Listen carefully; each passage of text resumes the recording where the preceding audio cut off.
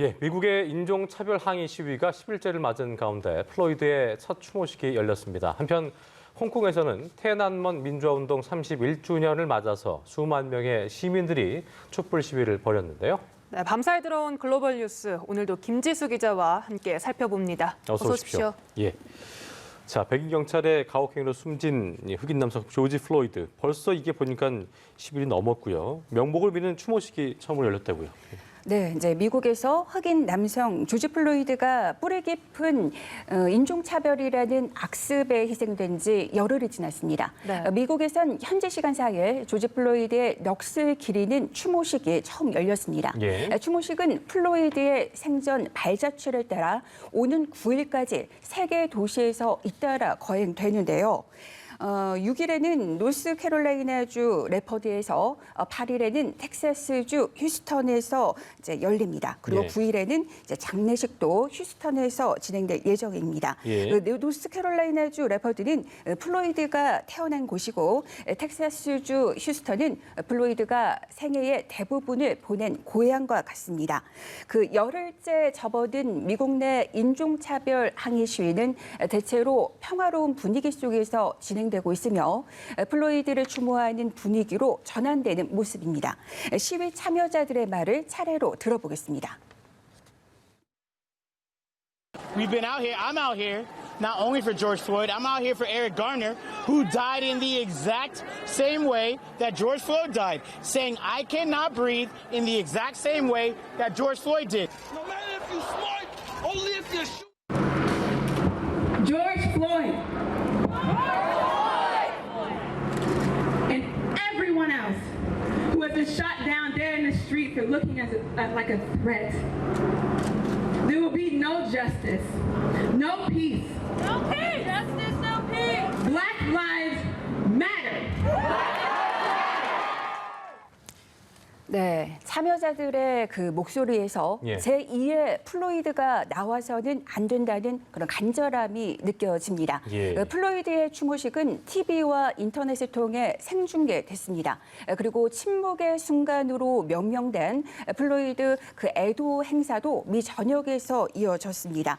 그 백인 경찰의 무릎에 8분 46초간 목이 짓눌려 숨진 플로이드를 기리기 위해 예. 시민들은 그 같은 시간 동안 일체의 활동을 중단하고 침묵으로 그의 영면을 기원했습니다.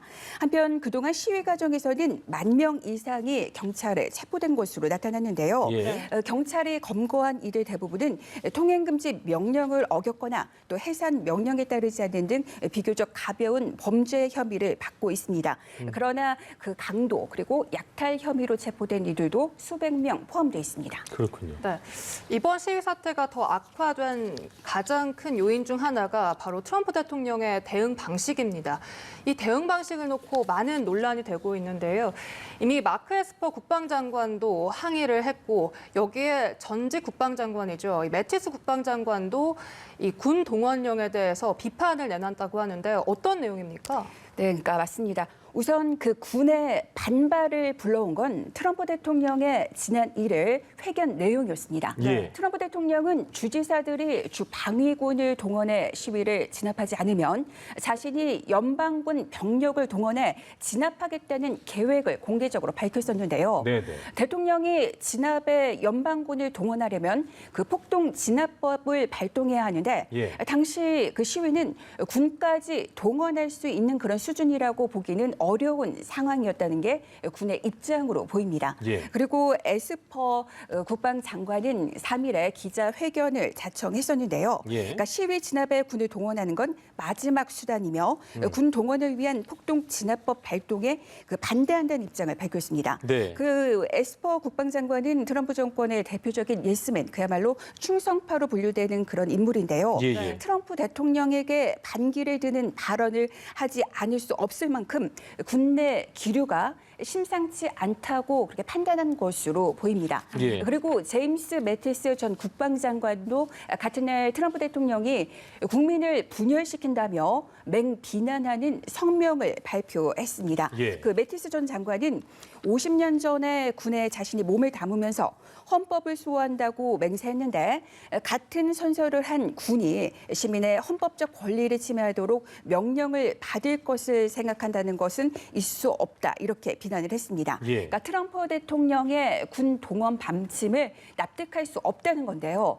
트럼프 정권의 첫 국방장관이었던 매티스 전 장관은 또 사실 동맹을 중시해서 그 미국의 이익을 우선적으로 내세웠던 그 트럼프 대통령과 번번이 충돌해왔습니다. 그렇죠. 그러다 재작년 말에 사직서를 던졌습니다. 그 퇴임 후에 회고록을 발표했으나 트럼프 대통령에 대한 그런 정면 비판은 삼가해 왔었는데 이번에 매티스 전 장관이 이제 비판을 했기 했군요. 때문에 네. 이제 이런 비판에 좀 더 무게가 실리고 있는 상황입니다. 네. 트럼프 대통령은 군의 반발을 감안한 듯 한 발 물러서는 모습을 보였습니다.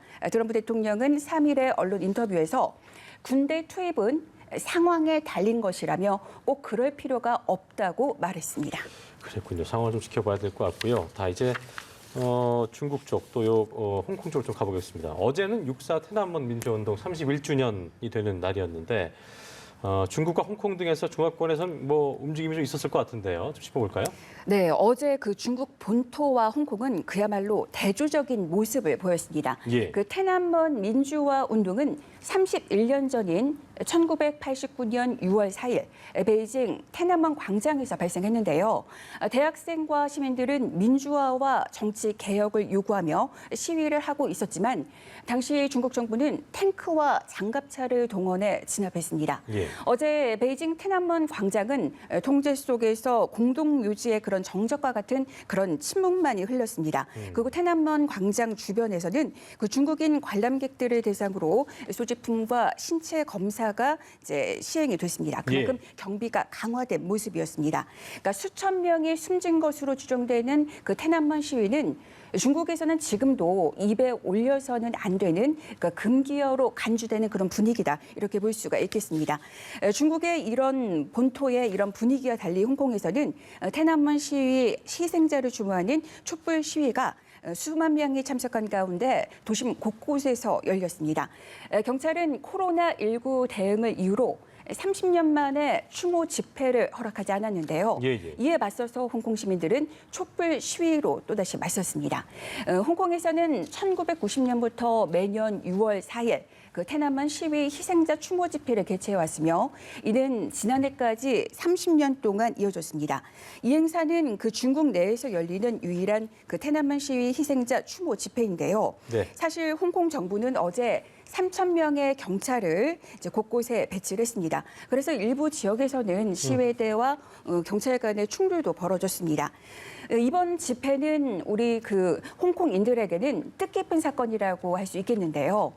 지난달 28일 중국 당국이 홍콩 국가보안법을 통과시키면서 홍콩에도 중국의 통제 강화라는 그런 공포가 언습해 오고 있기 때문에 이렇게 볼 수 있겠다 말할 수 있겠습니다. 예. 네. 다시 이제 미국 상황으로 돌아와서 코로나19 관련 미국의 경제 지표 하나 자세히 살펴보겠습니다. 이 실업률, 실업수당 청구 건수가 다시 감소세로 돌아서면서 이제 바닥을 지났다라는 약간 낙관적인 전망이 조금씩 나오고 있다고 하는데 어떤 내용입니까? 네, 오늘 새벽에 들어온 소식인데요. 네. 그 미 노동부는 지난주 신규 실업수당 청구 건수가 188만 건을 기록했다고 밝혔습니다. 그러니까 신규 실업수당 청구가 늘었다는 건 그만큼 일자리가 줄었다는 의미인데요. 이에 따라 지난 11주 동안 미국에서 신규 실업수당을 청구한 사람은 약 4,270만 명에 달했습니다. 그러니까 이들은 최소한 그 일시적으로 일자리를 잃었다는 의미입니다.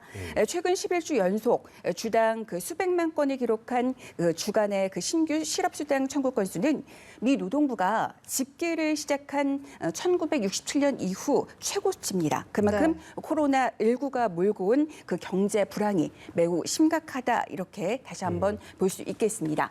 그리고 실업수당 청구 건수 규모는 9주 연속 감소세를 보이다가 예. 코로나19 사태 이후 처음으로 200만 건 밑으로 내려갔습니다. 예. 그러나 코로나19 이전에 비하면 여전히 역대 최고 수준입니다. 미 언론들은 그 최악의 상황은 끝났다 이렇게 그런 신호다 평가를 하고 있습니다. 네. 또 부분적인 경제 재개로 일부 노동자들이 일터로 복귀하면서 노동시장이 반등하기 시작했다 이런 평가를 내놓고 있습니다. 예, 어쨌든 최악의 상황을 지난 것이지 이게 좋다는 얘기는 아니기 때문에 앞으로도 좀 뭔가 경기가 호전되고 있음을 보여주는 지표가 나왔으면 하는 바람을 가져보면서 오늘 이야기 마치겠습니다. 지금까지 글로벌 이슈 김지수 기자와 함께했습니다. 고맙습니다. 고맙습니다.